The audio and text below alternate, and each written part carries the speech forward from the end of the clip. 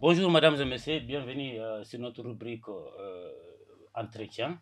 Donc aujourd'hui nous sommes avec un de nos meilleurs invités, un observateur politique. Il s'agit d'Alassane Tchao. Alassane Tchao est très connu sur les réseaux sociaux à travers ses analyses, à travers ses critiques et à travers ses points de vue. Donc nous allons nous entretenir un peu par rapport à la transition, le bilan, les points forts, les moments clés de la transition. Bonjour Monsieur Tchao. Bonjour Monsieur Touré. Bienvenue sur notre plateau. Merci pour l'invitation. Alors, donc, aujourd'hui, nous allons un peu déballer un peu les grandes lignes de la transition. Donc, avant même de rentrer dans le fond du sujet, et selon vous d'abord, en tant qu'observateur politique, nous avons remarqué un jour de 18 un coup d'État au Mali. Alors, ce coup d'État a été suivi par un communiqué. Et le contenu du communiqué disait quoi? Nous sommes venus reprendre les rênes de l'administration pour organiser et remettre le pouvoir aux civils. Exactement. Et bientôt aujourd'hui, 2 ans bientôt aujourd'hui, et que nous sommes toujours dans cette transition qui s'est presque. Est-ce qu'elle ne s'est pas transformée presque à un régime légitime? Légitime, ben, je ne dirais pas, mais je vais y revenir. Permettez-moi de vous remercier pour l'invitation. C'est vrai que ce fut laborieux. Et en raison des contraintes, beaucoup de contraintes, surtout professionnelles. Pour revenir à votre question, je ne dirais pas que la transition est en train de s'installer sous forme de régime légitime, parce que la légitimité, de mon point de vue, c'est conféré par le peuple. Et ce que nous voyons aujourd'hui, chacun donne sa définition du mot peuple. Quand les gens se retrouvent dans la rue, on peut les appeler comme peuple, on peut les appeler comme les forces du changement. Je dirais plutôt un régime légal. Légal, c'est un terme qui convient parfaitement à ce qui est en train de se passer aujourd'hui. C'est vrai que depuis août, nous avions eu, dès les premières heures du coup d'État, la promesse que le pouvoir sera rapidement transmis aux civils. Aux civils, tout à fait.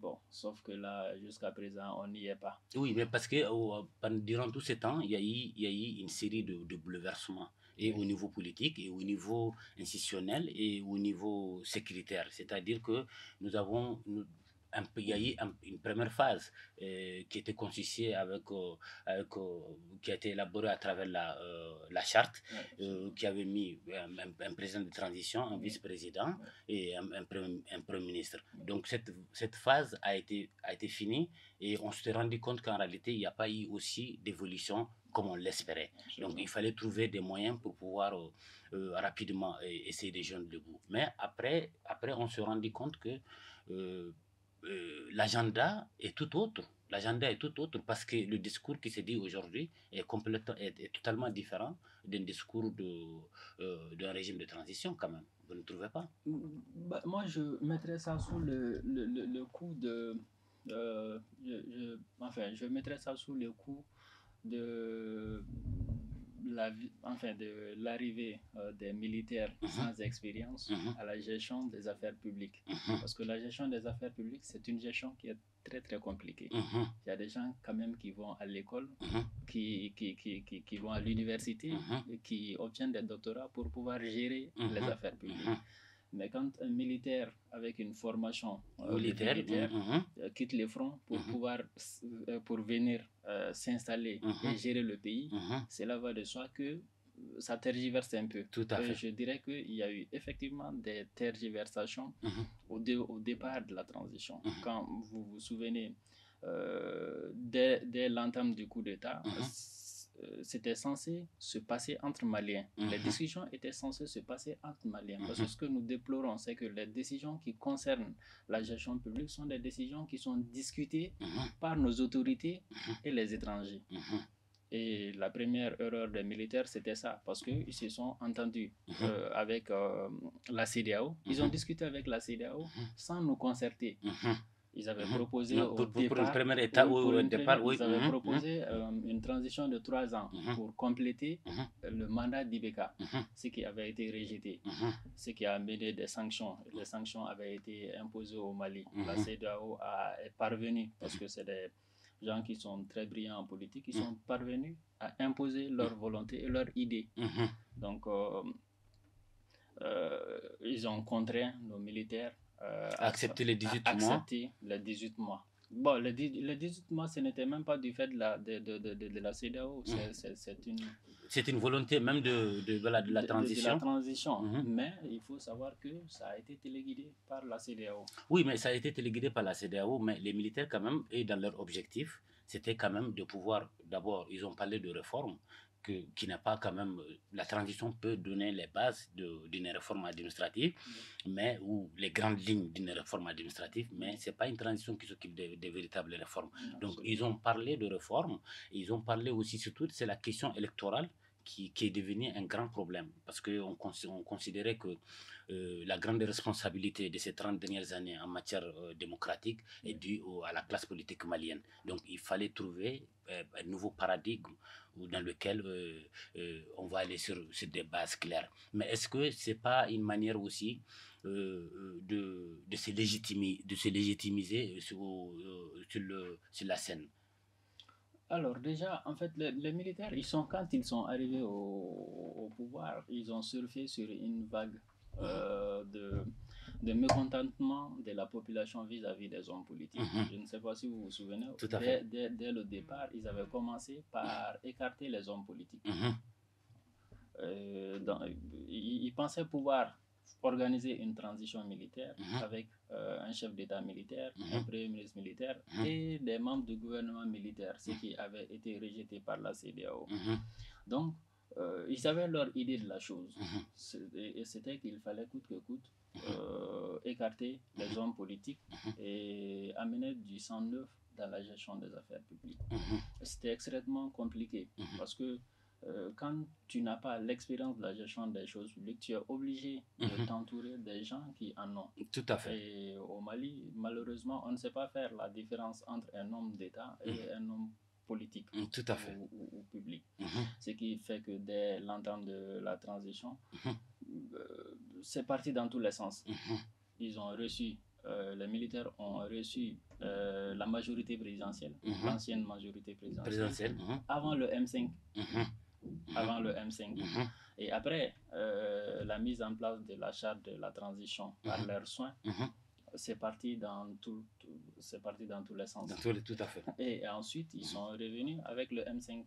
Et aujourd'hui, c'est avec les mêmes hommes politiques qui avaient été décriés de leur arrivée, qui sont en train de gérer le pays avec eux aujourd'hui. Voilà, notamment on revient avec l'actuel Premier ministre Choguel, qui fait un peu même polémique sur la scène nationale et internationale à travers ces mots très costauds pour un chef de gouvernement. Oui. Bon, maintenant, est-ce que les militaires, si on essaye de regarder vous en tant qu'observateur, est-ce que les militaires n'ont pas, dès au départ, ils n'ont pas essayé de vouloir faire du surplace, c'est-à-dire que chercher les hommes qu'il fallait pour eux, pour pouvoir se situer par rapport à tout cela. Mais est-ce qu'avec l'arrivée de Choguel, le M5, disons, est-ce qu'ils n'ont pas pris d'autres tournures, même par rapport à la vision de la transition et par rapport à la vision de tout le reste, même concernant le Mali?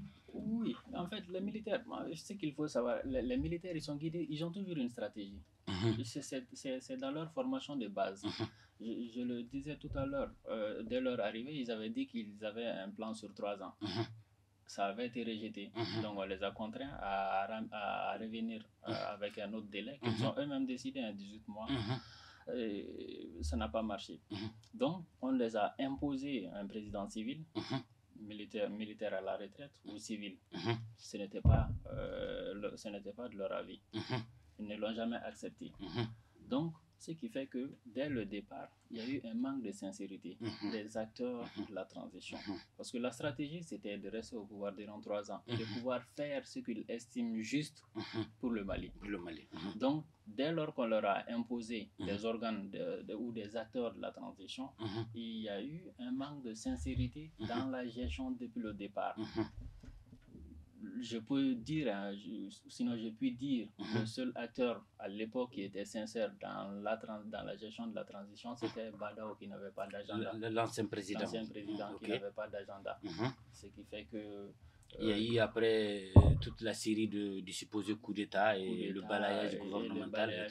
Pour reprendre à zéro à partir de 9 mois. De 9 mois. Voilà. Et l'arrivée des Choguel, parce que c'est eux, il faut le rappeler, les militaires avaient écarté les hommes politiques, en tout cas ceux qui avaient été impliqués dans la gestion des affaires publiques durant les 30 dernières années, avaient été mis de côté par les militaires.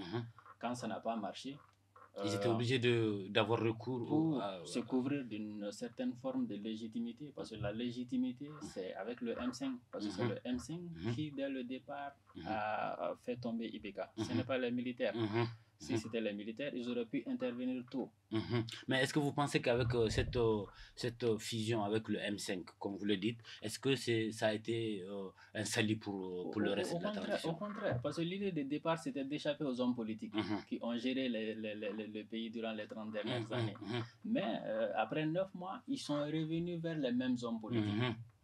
Et malheureusement, nous sommes dans ce contexte-là aujourd'hui, parce qu'un homme politique, il a aussi un agenda, tout comme le militaire a une stratégie. Tout à fait. Donc, les hommes politiques sont arrivés aux affaires avec leur agenda. Et aujourd'hui, nous sommes en train d'assister au déroulement de leur agenda. Tout à fait. Mais on ne peut pas dire que c'est le M5 qui contrôle tout cela, parce qu'il y a les militaires, parce que la décision finale, c'est toujours au chef suprême de la nation. Voilà. Et aujourd'hui, nous savons qu'il y a aussi le président, et le dernier mot revient au président. Donc, ce qu'on dit que le M5 contrôle la scène politique actuellement, est-ce que ce n'est pas un peu trop dit par rapport à la résolution? Est-ce que certains opposants n'utilisent pas de tels arguments pour contrecarrer tout ce qui est en train d'être établi par le M5 militaire?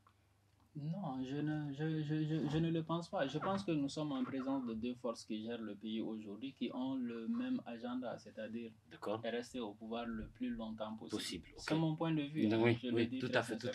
Sinon, dès l'entame, on est parti pour pouvoir faire une charte de la transition et jeter les bases d'une transition réussie.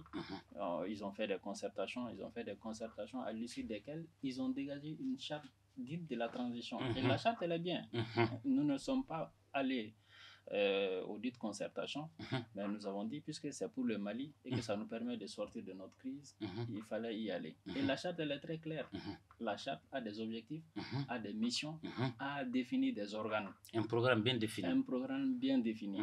Mais malheureusement, tant des militaires que des civils, tout le monde est sorti de la charte. Tout à fait. Aujourd'hui, tout le monde est sorti de la charte. Tout à fait. Le CNT, ça ne reflète pas l'image que donne la charte par rapport à l'organe, à l'idée première du CNT. Le gouvernement ne le reflète pas aujourd'hui. Parce que la charte définit limitativement le nombre de ministres dans le gouvernement. Aujourd'hui, on a dépassé ça. Ouais. Et on est même en train de penser à réviser la charte, la première charte. Oui. Ce qui fait que... C'est ce qui fait que ce n'est pas une série d'échecs. Ce n'est pas, c'est voulu. C'est voulu, je le dis ainsi. Oui. C'est voulu. Parce C'est-à-dire que les acteurs ont tout fait pour que nous puissions être au stade où nous sommes à la date d'aujourd'hui. La charte, elle est très claire. Les missions assignées à la charte, par la charte, ont été bien définies. Il s'agissait de 8 missions. Et quand la première phase de la transition a échoué, puisqu'on est dans le cadre du bilan de la transition, et c'est Choguel qui le dit, jusqu'à sa nomination, rien n'avait été fait. Rien n'avait été fait. Tout à fait. Et je pense qu'on peut légitimement partager un peu cet avis, parce que le président de la transition, je parle de Badao, lui-même en était arrivé à cette conclusion, d'où un remaniement ministériel qui devait s'imposer pour prendre en compte les priorités de la nation. Et c'est à la suite de ce remaniement que Badao et son premier ministre ont été balayés. Donc, il y a eu beaucoup d'insuffisances durant les 9 premiers mois. Donc, quand ils sont revenus dans la charte, le vice-président qui ne pouvait pas en aucun cas prêter serment pour devenir président, c'est institué par la charte, c'est écrit dedans, a prêté serment. Oh. est devenu président de la transition, chef de l'État, et a nommé un premier ministre qu'il a tiré du M5, d'une partie du M5, parce qu'il faut aussi le rappeler. Le M5 avait toujours été divisé dès le départ. Il y en avait qui avaient démarré la première phase de la transition, et il y a une autre partie qui a démarré la seconde phase de la transition. Ce qui fait que nous sommes là aujourd'hui parce que c'est voulu. Il y a eu un manque de sincérité dans la gestion de la transition dès le départ. Mais aujourd'hui, on peut dire que c'est en train de se dérouler selon la stratégie des militaires. Parce que tant qu'on n'aurait pas atteint les 3 ans... Mais qu'est-ce qui a fait qu'avec l'arrivée de la deuxième phase, c'est-à-dire notamment avec le gouvernement de Choguel, qu'est-ce qui a fait que nous sommes sortis du programme de la charte et pour aller se retrouver carrément sur la scène internationale avec des crises diplomatiques, avec des coups, des mots durs, avec des divisions, avec carrément des déchirures au niveau sur le plan diplomatique international. Mais qu'est-ce qui a engendré tout cela? Non, pourquoi est-ce que avons-nous besoin de tout cela réellement aujourd'hui? Vous faites bien de le dire. Qu'est-ce qui nous a sorti de la charte de la transition pour nous retrouver dans la situation où nous sommes? Parce que les crises diplomatiques ne sont pas prévues par la charte. Pas du tout. Alors, quand le Premier ministre a été nommé, il a dit que dans sa déclaration de politique générale, qui était axée sur 4, qui était basée sur 4 axes, il a clairement dit qu'il vient traduire la vision du chef de l'État, qui est elle-même axée sur la charte de la transition. Cela a été dit. Voilà. Maintenant, dans la charte de la transition, aujourd'hui, le fond même du problème, c'est la refondation. Le problème même du Mali aujourd'hui, c'est la refondation. On dit il nous faut beaucoup plus de temps pour pouvoir refonder le pays. Refondation, c'est un terme très intéressant. Parce que tout part du mot refondation. Or, dans la charte, l'idée de la refondation n'apparaît nulle part. La refondation du Mali, ça n'apparaît nulle part dans la charte. La charte dit très clairement que le gouvernement ou les organes de la transition viennent pour jeter les bases de la refondation. Tout à fait. Jeter les bases de la refondation, pas pour refonder le pays. Aujourd'hui, tout notre problème avec la communauté internationale, c'est que le gouvernement actuel ou les dirigeants actuels disent on veut refonder le pays. Et pour refonder le pays, il nous faut beaucoup plus de temps. Vous comprenez bien que la charte a été mise de côté. Parce qu'elle ne parle pas de refondation. Que dans le préambule, je dois le dire, la charte parle de refondation que dans le préambule. Si la charte ne parle pas de refondation plus spécifiquement du Mali, et qu'elle parle très clairement de jeter les bases d'une refondation, Choguel dit que sa politique de déclaration générale est axée sur la vision du président qui est issue de la charte de la transition. Et quand on prend la déclaration de politique générale de Choguel en question, on se rend compte que sa politique de déclaration n'est pas non plus axée sur la refondation du pays. C'est un homme intelligent, c'est un homme politique. Et c'est là où il a embarqué les militaires avec lui. C'est mon point de vue. Tout à fait. Oui. Sa politique est basée sur 4 axes. Il fallait renforcer la sécurité sur toute l'étendue du territoire. Premier axe. Ce qui ne peut pas être fait en 2 jours.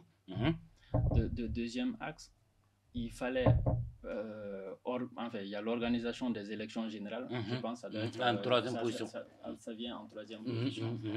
Et en deuxième position, c'était les réformes politiques et institutionnelles. Je pense, si je ne me trompe pas. Oui. Et le quatrième axe, c'était axé sur la bonne gouvernance. Donc, sécurité sur l'ensemble du territoire national. Aujourd'hui, on peut dire, chacun peut penser ce qu'il veut, nous avons une accalmie. L'armée reprend de l'initiative sur le terrain. On a moins de morts côté militaire, comme on a l'habitude de le voir, des camps qui sont attaqués avec des quarantaines ou des cinquantaines de militaires. Donc on peut parler de progrès sur ce côté au niveau de la sécurité. Il y a un progrès, même si on a des questions à poser. Parce qu'aujourd'hui, avec l'armée, on ne sait pas ce que nous avons combattu avec Ibeka, qui a signé des engagements avec les étrangers, les forces armées, la communauté internationale, c'est qu'on s'est retrouvé dans des engagements qu'on ne comprenait pas. Chacun dénonce aujourd'hui l'acte qui a permis à la France de venir combattre les djihadistes au Mali. C'est parce qu'on n'en avait aucune connaissance. Aujourd'hui, on parle des accords avec la Russie, où l'État russe, à travers le président, dit clairement que l'État russe n'a pas d'engagement avec l'État malien. Ça, c'est il y a quelques jours seulement. Le président russe l'a dit. Et il a ajouté une chose intéressante, c'est que les compagnies privées militaires qui travaillent au Mali n'ont plus rien à voir avec l'État russe. C'est un problème alors. C'est un problème. Mais bon, comme le ministre des Affaires étrangères l'a dit, nous voulons la sécurité. Si nous devons recourir au diable, nous recourons au diable pour avoir la sécurité. Tout à fait. Mais la question que les Maliens que nous nous posons, il faut que nous sachions de quel diable il s'agit. Tout à fait. Est-ce Satan ou est-ce supposé? Tout à fait. Il faut qu'on sache. Tout à fait. Et je pense que la bonne gouvernance, ça vient de là. Notre argent, parce qu'ils payent ces gens-là avec notre argent. Il faut qu'on sache. Donc la sécurité est là. On est d'accord que la sécurité est là. Les réformes, le deuxième axe, les réformes politiques et institutionnelles, c'est là où Choguel a battu tout le monde. D'accord, ok. Il a réussi à jeter l'idée de la refondation dans ce deuxième axe-là.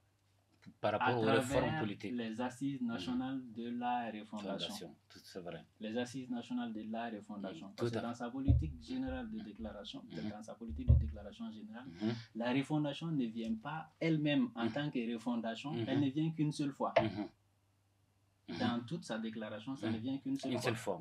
Mais les autres refondations sont accompagnées d'assises nationales de refondation ou la fondation des bases d'une refondation. Comme les réformes politiques. C'est le groupe de mots qui arrive. C'est là où Choguel a damé le pion à tout le monde. Il a jeté l'idée de la refondation du Mali dans sa déclaration de politique générale. Et c'est ce qui nous a amené tout ce problème aujourd'hui. Au départ, et je le dis, parce que quand Choguel s'est présenté devant le CNT, il a dit qu'il vient traduire la vision du chef de l'État qui est axée sur la charte de la transition sous forme de politique de déclaration générale. Aujourd'hui, nous n'en sommes pas clairement là. Nous avons des autorités qui veulent refonder le pays. Pour refonder un pays, il faut du temps. Il faut du temps. Et c'est il faut des moyens. Et c'est ce temps qui constitue un désaccord entre le Mali et la communauté internationale.